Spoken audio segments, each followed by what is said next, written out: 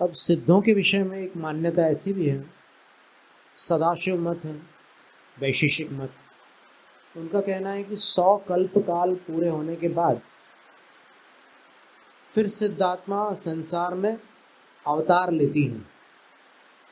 लेकिन उनके इस मत का जैन परंपरा से कुछ अंतर पड़ता है।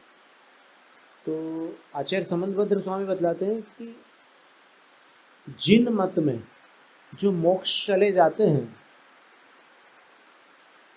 उनकी क्या व्यवस्था है, कैसी मान्यता है, वो बताते हैं। अनंत काले गच्छति केनचित् सिद्धानां विद्याद्यन्यथा भावो भविष्यति अतः कथम निरतिशया निरवधयश्चेत्याशंकायां वहाँ। बोले कि अनंत काल अगर बीत गया सिद्ध पर्याय में, तो किसी समय तो सिद्ध परमेष्ठियों के केवल ज्ञान में और अन्य गुणों में कुछ बदलाव आ सकता है, आता होगा। फिर वो निरतिशय कैसे रहेंगे, एक जैसे कैसे रहेंगे? सिद्ध भगवान कोई भी एक दूसरे से बढ़कर नहीं होते, सारे सिद्ध परमेष्ठी एक जैसे होते हैं। तो ये बात कैसे बनेगी?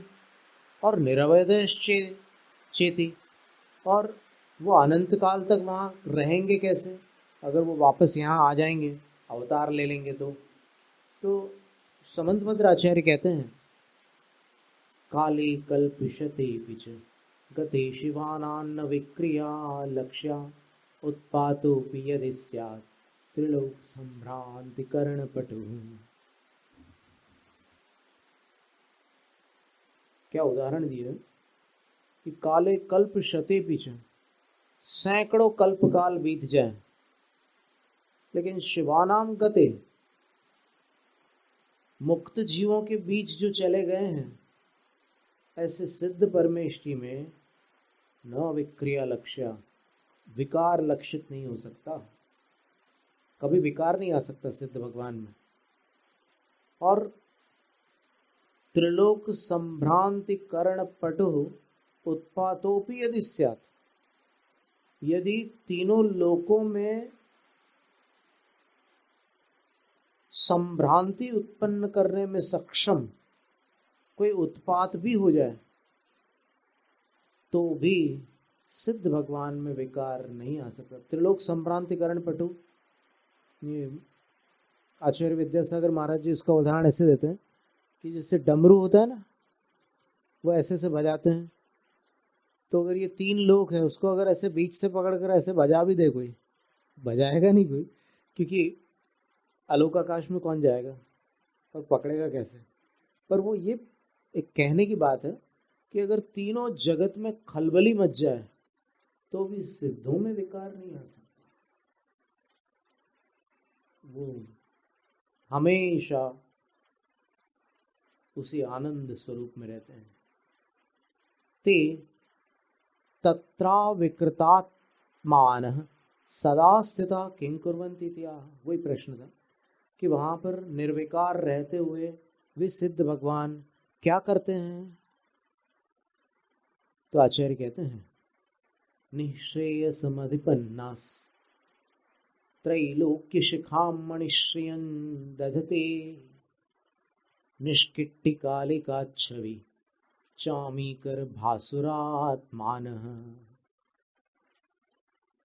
निःश्रेयसम अधिपन्ना, यानी जिन्होंने निःश्रेयस को प्राप्त कर लिया, वे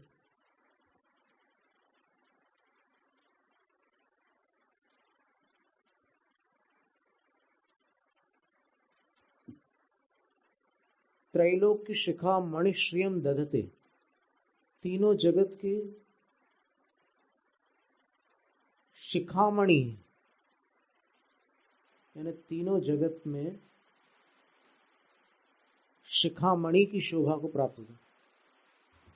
मुकुट के ऊपर का जो रत्न होता है वो पूरी छवि में सबसे आकर्षक होता है। उसी प्रकार सिद्ध भगवान लोक के अग्रभाग में तीनों लोकों के मुकुट मणि की शोभा को प्राप्त होते हैं।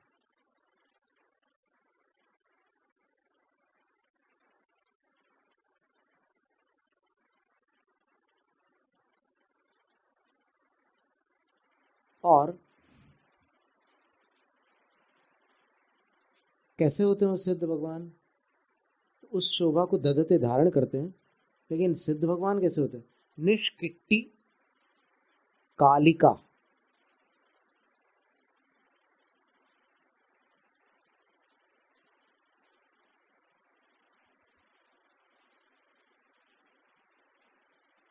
निष्किट्ट कालिका छवि देखते हैं।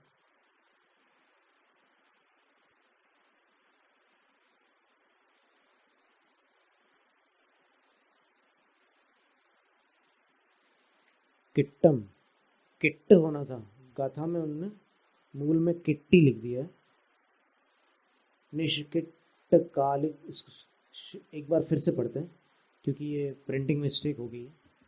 निःश्रेय समाधिपन्नास त्रैलोक्य शिखामणिश्रियं दधते निष्किट्ट कालिका छवि चामीकर भासुरात्मानः। किट्ट और कालिका, इनसे निष्क्रांत है छवि अर्थात शोभा जिसकी, ऐसे चामीकर भासुरात्मानः, स्वर्ण जैसे प्रकाशमान स्वरूप वाले सिद्ध परमेष्ठी। अब किट्ट और कालिका ये दो प्रकार के मल होते हैं स्वर्ण पर।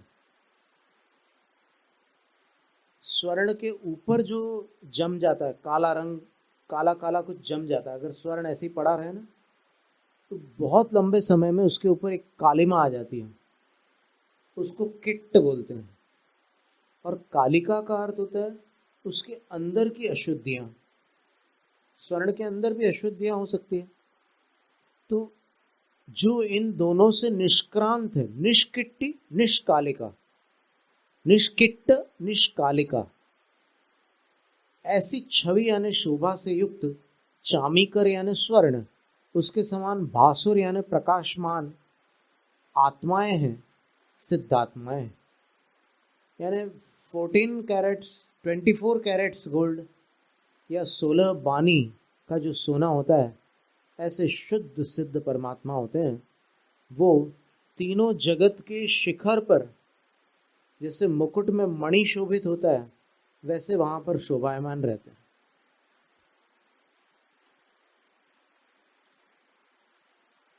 अब ये तो सल्लेखना का उत्कृष्ट फल हुआ, पर मान लो सब